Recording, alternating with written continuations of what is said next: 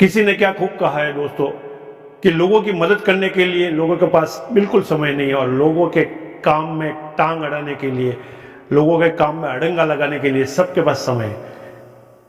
नमस्कार दोस्तों, मैं हूं मिस्टर वैष्णव और आप देख रहे हैं आदि अनंत सनातन। अभी तक आपने मेरा चैनल सब्सक्राइब नहीं किया तो प्लीज सब्सक्राइब जरूर करें और यारों दोस्तों में शेयर जरूर करें। दोस्तों, कहानी है एक फल वाले की, जो दूसरों के बारे में सोचते हैं। वैसे एक कहानी में लेकर आया हूं, मदद की एक कहानी है। तो दोस्तों, कहानी एक फल वाले की, उसकी एक फल की दुकान थी। उसकी दुकान में एक कस्टमर आते हैं और बोलते हैं कि भैया सेब कैसे दिए? बोला 150, 150 रुपये किलो। और केले कैसे दिए? बोले 50 रुपये किलो।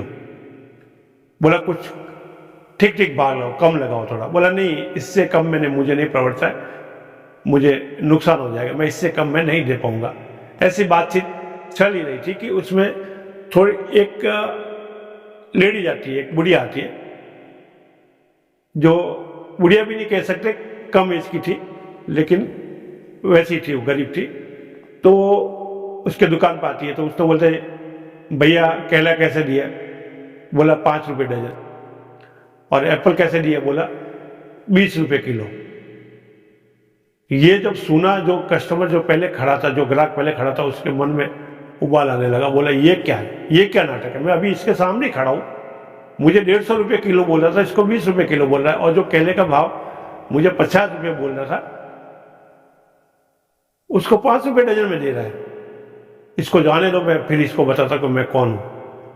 तो औरत ने बोला कि 2 डजन केले दे दो और 1 किलो सेब दे दो। और वो 2 डजन केले और किलो सेब लेके मन ही मन बहुत खुश थी कि आज मैं बच्चों को फल खिलाऊंगी, मेरे बच्चों को। और वो लेके चली जाती है। जैसे ही वो जाती है, वो कस्टमर आग बबूला होता है। बोला ये क्या नाटक है? ये मुझे 150 रुपये डजन बोल रहा है, उसको 20 रुपये किलो बोल रहा है। केले का भाव 50 रुपये और उसको 5 रुपये डजन। क्या नाटक है? पुलिस को बुलाओ क्या? एक दुकान में 2 भाव कैसे हो सकते? क्या हम लोग पैसे नहीं देते क्या? उसका पैसा हमारा पैसा नहीं है? मतलब अनाप शनाप बके जा रहा था। दुकानदार बोला भाई साहब ठहर जाओ, भाई साहब ठहर जाओ, कम से कम मेरी बात भी तो सुनो। बोला क्या है तुम्हारी बात, सुनाओ। बोला ये जो औरत है, ये जो महिला है, इसकी पति की कुछ समय पहले, साल भर पहले मृत्यु हो गई। उसके छोटे छोटे 2 बच्चे हैं। इसको कमाने दमाने वाला कोई नहीं है।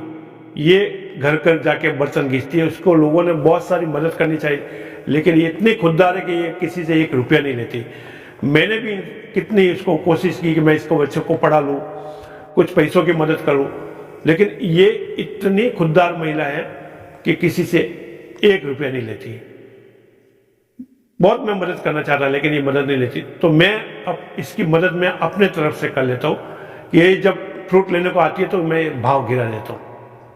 अगर मैं इसको 50 रुपये डजन बोलता और 150 रुपये सेब का भाव बोलता तो ये बिल्कुल नहीं लेके जाती, ये खाली चली जाती, ले ही नहीं पाती और लेती भी नहीं, और इसके बच्चों को फल नहीं मिलते। तो ये मेरा मदद करने का तरीका, मैं इनकी ऐसी मदद करता हूँ। और दूसरी बात भाई साहब सुन लो, ये रोज तो आती नहीं है, 15-20 दिन में एक बार आती है। और जिस दिन ये मेरी दुकान में आती है, उस दिन मेरी ग्राहकी दुगनी हो जाती है।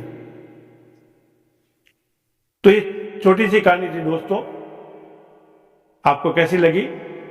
मदद करने के लिए कोई जरूरी नहीं है कि आपके पास लाखों रुपया, करोड़ों रुपया होना चाहिए। आप मदद किसी भी तरह के से कर सकते हो, और आप मदद करोगे तो ऊपर वाला आपकी जरूर मदद करेगा। किसी ने एक बात भी कहा कि प्रार्थना करो, लेकिन अपने लिए नहीं, कभी दूसरों के लिए भी किया करो। और जिस दिन आप दूसरों के लिए प्रार्थना करेंगे, उस दिन भगवान आपकी सुनेगा। राधे राधे दोस्तों, हर हर महादेव। ये कहानी कैसी लगी कमेंट बॉक्स में हर हर महादेव लिखना, मैं समझ जाऊंगा आपको कहानी बहुत पसंद आई।